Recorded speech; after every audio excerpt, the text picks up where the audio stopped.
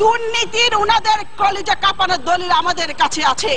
এই সংসদে উনাদের দুর্নীতির কথা আমরা জাতির সামনে তুলে ধরে সরকারের মুখোশ আমরা উন্মোচন করব। মাননীয় স্পিকার, আমার কাছে একটি বই আছে, মতিউর রহমান রিন্টুর লেখা আমার ফাঁসি চাই। আমি যদি এই বইটি এখানে পড়া শুরু করি, ওখানে বসে ওনারা বান্দরের মতো লাফালাফি করবেন, মজার বিষয় ওয়াকআউট করতে পারবেন না। মাননীয় স্পিকার, সম্প্রতি 4টি সিটি কর্পোরেশন নির্বাচনে 18 দলীয় প্রার্থীর বিপুল বিজয় ঘোষণা করছে বাংলাদেশের আগামী দিন নিপীড়িত নির্যাতিত মানুষের নেত্রী বেগম খালেদা জিয়া। মাননীয় সদস্য, আমি আপনাকে 270 বিধি অনুসরণে বক্তব্য রাখার অনুরোধ জানাচ্ছি। আওয়ামী লীগের সবচেয়ে বড় শত্রু আওয়ামী লীগের নেতা নেত্রীদের জিহ্বা। সংখ্যাগরিষ্ঠ মুসলমানের দেশ এই বাংলাদেশ। এটি বাংলাদেশের পার্লামেন্ট, এটি ভারতের পার্লামেন্ট নয়। গত 20 জুন একজন সংসদ সদস্য ফেন্সিডিল ইয়াবা খেয়ে এখানে দাঁড়িয়ে আমাদের নেত্রীর পরিবার নিয়ে নিকৃষ্ট বক্তব্য রেখেছেন। এই বক্তব্য কুৎসিত, নোংরা, অন্ধকার জগৎ থেকে উঠে আসা নর্দমার কীটের পক্ষে সম্ভব। মাননীয় স্পিকার, এই অসত্য, নিকৃষ্ট, কুরুচিপূর্ণ, অমার্জিত বক্তব্যের জন্য তাকে জাতির কাছে ক্ষমা চাইতে হবে। মাননীয় স্পিকার, আমাদের নেত্রীর পরিবার নিয়ে এখানে নোংরা ইতিহাস পাঠ করা হয়েছে। আমি থুতু ছিটাই তার মুখে। তিনি সিদ্দিক সালিকের একটি বইয়ের কথা বলেছেন। আমি চ্যালেঞ্জ দিয়ে বলতে চাই, এই নামে কোনো বই নেই। উনার স্বপ্ন দোষ আছে, উনি এটি স্বপ্নে দেখেছেন। মাননীয় স্পিকার, এই বইয়ের লেখক এবং প্রকাশক উনার নেত্রী এই সংসদে বসে যিনি এমপিদেরকে নোট পাঠান অশালীন ভাষায়। মাননীয় সদস্য, আপনি বাজেটের উপর বলুন।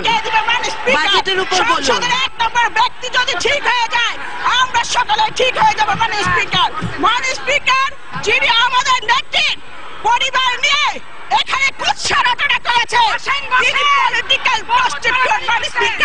মাননীয় স্পিকার, কলকাতা সিভিল কোর্টের উকিল ছিল মিস্টার চণ্ডীদাস। তার এক মেয়ে ছিল যার নাম গরিবালা দাস। চণ্ডীদাসের সহকারী উকিল মিস্টার অরণ্য কুমার চক্রবর্তী চণ্ডীদাসের কলিকাতাস্থ বাসায় নিয়মিত যাতায়াত করত।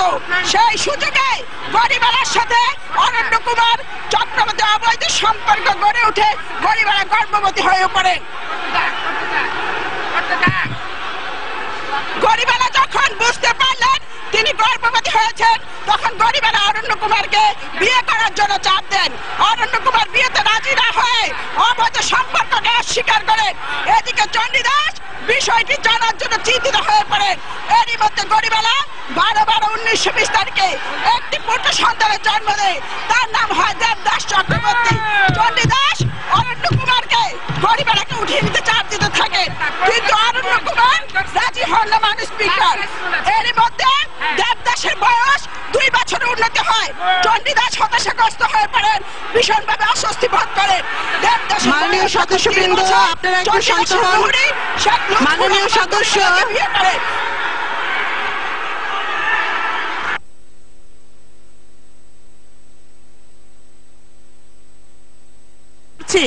মাননীয় সদস্য, আমি আপনার দৃষ্টি আকর্ষণ করছি। মাননীয় সদস্যবৃন্দ, আপনারা বসুন।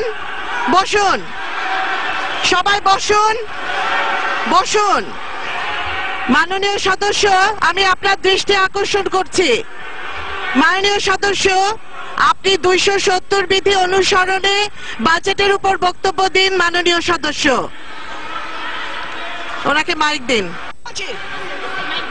ধন্যবাদ। মাননীয় স্পিকার, আপনি আমাকে বাজেটের উপর বক্তৃতা দিতে বলেছেন, কিন্তু গত 20 তারিখে যে বক্তৃতা দেওয়া হয়েছে, আমি আপনার কাছে প্রশ্ন রাখতে চাই, এটা কি বাজেট বক্তৃতা ছিল?